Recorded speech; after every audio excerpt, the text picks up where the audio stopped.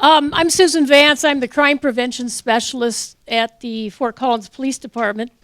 And like Dale, I've been in the business since the 70s, so that's a long time, and we've experienced a lot of things. My role in crime prevention is to prevent things from happening. And that's what I'm going to talk about today, because there's a lot of issues that can be avoided if you take the time to check things out before you put people into the properties. I've got to put in my picture, so that's Reiki when she was 8 weeks old. And you'll see her when she's grown up too. She's my service dog. Unofficial, of course. There's a concept out there called crime-free multi-housing, and I urge you to go to the website, it's in your handout, to see what it's all about. It started in Mesa, Arizona by a police officer who wanted to rally the landlords and the property owners together to do prevention before they encountered problems with their tenants and properties. So the idea is to keep illegal activity off of rental property. What I've got are some hints and I list a little bit of what it's about. Like I said, we don't have it here in Fort Collins, but the closest thing we do have is the Neighborhood Enforcement Team, NET, and I am an arm of that group as well. We have 10 officers that are assigned to different property or patrol areas in the city. And if there is an issue in your neighborhood, the most common would be a drug house or a party house, then they're the ones that'll jump on it for you. But what the concept is that it utilizes a three-part approach, and it's cooperation from the tenants, from the landlords, and from the police department. So we all work together as a team to avoid problems so that you have a safer property. And you don't want to be a bane to the neighborhood. And that happens a lot with rental properties when the landlords and owners don't take care of it. And again, we do work together. We have the Neighborhood Task Force, of which Dale and I are a part of, and it also includes code enforcement, and the fire department, the drug task force, housing authority, city attorneys. And we meet about 4 times a year when we discuss problem properties. This is a typical house before it's been worked on. Of course, they always give you a black and white picture, and then the good picture is in color, of course. But you can see it's the same house, and you can see that just doing a facelift on a property can really make a difference, the improvement. And it looks better in the neighborhood. It's better for you for resale. It's going to be better for you to attract better tenants. This one, the tenants probably won't care too much, and they won't keep it up for you. This is something that they can be more proud about. So think about the appearance of your properties. So you can start with applicant screening. There's so much information out there that you can get a lot of good information on people applying to be in your properties. You want to identify suspicious or criminal activity, maybe not on your property, but maybe next door or behind your property too. And you can do something about it by reporting it. You work with us. Maybe it's the drug task force you're going to work with. Maybe it's going to take time because you're going to have to gather information and evidence, and that would be car license plates, times that people come and go, things like that. So it might not even be your property, but it might be next door. We're going to talk a little bit about crime prevention techniques as well. There's things that you can do very inexpensively to enhance the security of your property. And of course, fire and safety concerns. You don't want a property where people are going to be slipping on cracks on the sidewalks or walkways, places that are not fire safe, things like that. And also a lease addendum, and that is in your packet. And that would be an addition that you put to your lease agreement that pretty much says to the tenant, or the tenant signs it, it says, if I'm not law-abiding, you can kick me out at any time. Signed, Joe, citizen. And so you've got that addendum signed by them saying that they will understand that you can kick them out very quickly if they don't abide by the rules in the Colorado revised statutes. So applicant screening, this is where you can nip it in the bud in many, many cases. I can't say all cases because some slip through the cracks. But you, as a citizen, can go to CBI, the Colorado Bureau of Investigation, and do a records check on anybody for a price, but I think it's only $8 now. It's not very expensive. Going on a blind date, check them out. It's really a good investment. All you need to have is your Visa or MasterCard ready. Go on their website and you can check, and it's free, or it's easy to do. Now, if you want to go down to the police station, you can do it, but it's only Fort Collins arrests and incidences. It's not statewide. This is statewide. If your property's in the county, then go to Larimer County records, and also registered sex offenders. You can go to the police department. You can go on websites. Again, CBI has it. Fort Collins, you can go to fcgov.com/police. They've just changed the website so it looks different. So I encourage that you go on and just sort of, go around and get familiar with it. The online services up there, that's where a lot of my stuff is for crime prevention. And you can also sign up for the crime map. I'll talk about that in just a minute. You can scroll all the way to the bottom of that page, and here you've got convicted sex offender list. Fort Collins convicted sex offender list. So those are two places you might want to check out. I've lived in my house for 31 years over in Collindale, and there's a lot of sex offenders in my neighborhood. Who would have thunk? So they're everywhere. You'll be surprised. You'll see a map and you've got all these little red dots, and it'll make you gasp. So be prepared for that. You can subscribe to the crime map and receive emails from us when there's activity in your area. You can make it as big or as small as you want. But I'll forewarn you, if you live near major streets, you're going to get all the traffic stops. They'll put everything in those emails. But this is where it is, crime map, and it's under crime prevention. And just click on that, and you can either just do it on an as-needed basis, or you can subscribe to receive the emails. It's up to you. More screening, Google. Google yourself.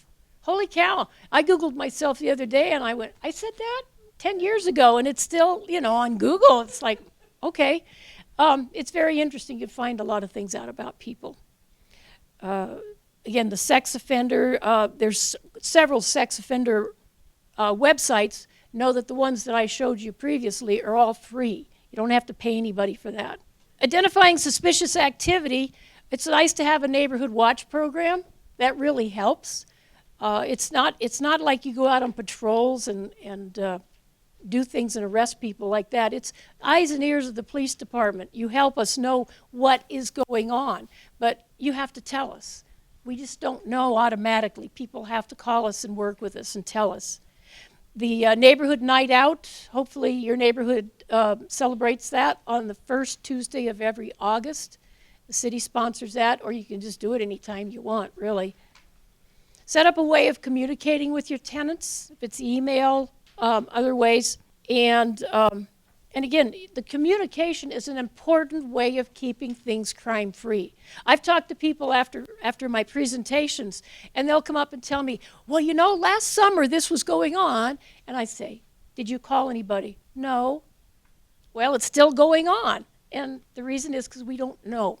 If we don't know, we can't help you. You can also arrange it with police records to have monthly or quarterly reports of all the police activity on your property or in the neighborhood. It'll cost you the price of making copies, so it depends on how many pages. If it's one page, that's a good thing, but if it's 10 pages, it's a little more expensive. But you can call records for that. It's the general number, 221-6540, and then you get that, if you want this, just press 1 right off the bat. You'll talk to a real human being. Again, the lease addendum, it's basically a civil contract between the landlord and the tenant, where the tenant promises to be law-abiding. And if they don't, then you just kick them out. This is a very nice piece of paper, and like I said, I think there's a copy of it in your packet. A lot of people ask me about drug activity, and how do you identify it? Well, the big giveaway to that is that a person lives in a property, they don't have a job, and there's people that come and go from their property, only stay about 5 minutes. That's a red flag. That's when you call the drug task force. and get to working with them. Unusual smells, a chemical smell that you can't quite identify. Everybody knows what natural gas smells like, but what does methamphetamine smell like? I don't know. But if you smell something that doesn't smell like something you're used to, you can call us and we'll check it out. Fire department has little meters and they try to identify what that odor is. Also, watch for children who don't seem to have supervision. They're running amok in the neighborhood. That's because mom and dad are stoned in the house. CPTED is an acronym for Crime Prevention Through Environmental Design. Now that's what you saw on those two houses I showed you at the beginning. It could be as easy as trimming the bushes. Maybe that's all you need to do because it's overgrown. Really makes the house look open and more welcoming. People can't hide in the bushes or in the trees, things like that. Make sure that your tenant lets you know if there's lights that burn out, they need to be replaced. Very important because crooks like darkness very much. They don't want to be seen or heard. Security locks. Think about that. What kind of locks do you have on the house? Every exterior door should have a deadbolt. But don't stop there because the screw that goes into the strike plate into the frame should be at least 3.5 inches long. If it's the short one that came with the original kit, it only goes through the molding. And most of us in this room could kick a dead-bolted door with the little screws. So you've got to have the long screws. Gotta. It's a must.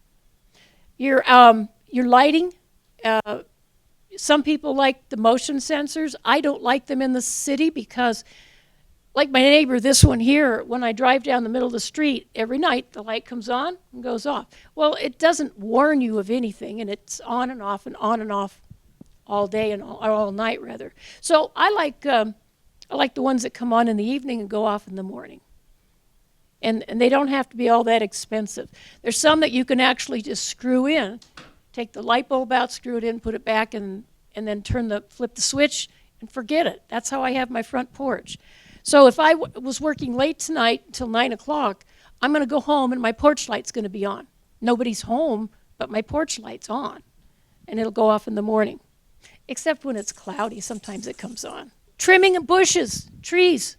A lot of people think, oh, I've got a beautiful spruce tree, and they let it grow to the ground. Trim it up. It's healthier for the tree in the long run. Nobody's hiding behind this tree. Nobody's in the tree. If they are, you can see them.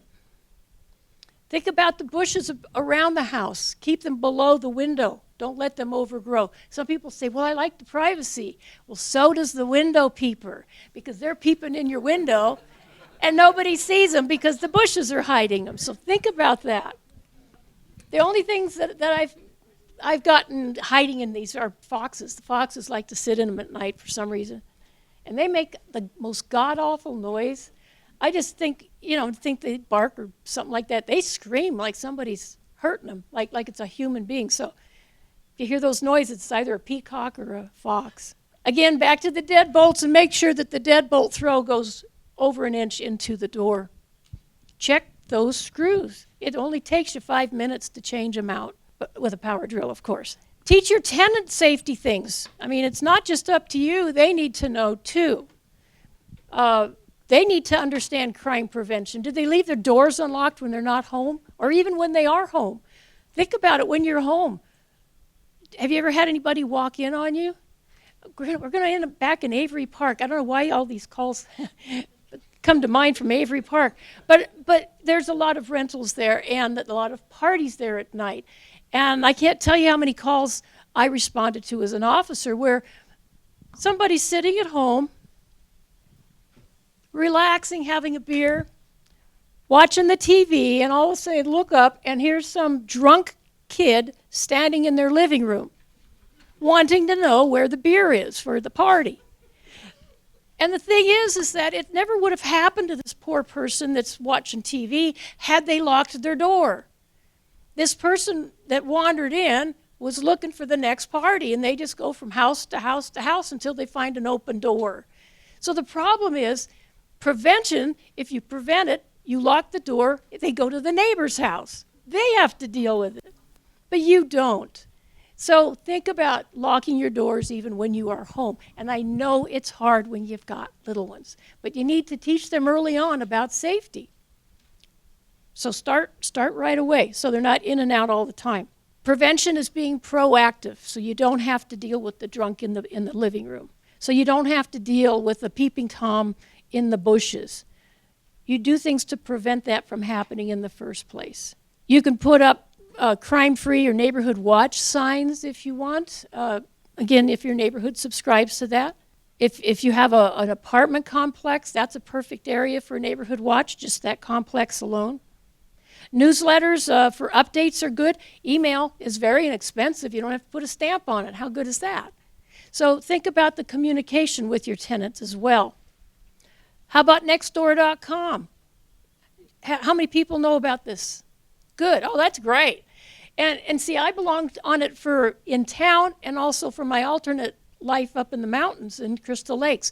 And it's a great way of communication. I know that they're working on the roads up there, Creedmoor Lakes Road, and it's an awful, they call it the bog. And so you don't want to go up there unless you have four-wheel drive right now. But a lot of people down here wouldn't know that, and they'd get stuck in the bog, and you have to get towed out. So it's a way of informing your neighbors what's going on, what's new, when you're going to have a potluck, when you're going to have a gathering, if there's a missing dog, all that sort of thing. So it's very, very informative. Good tool.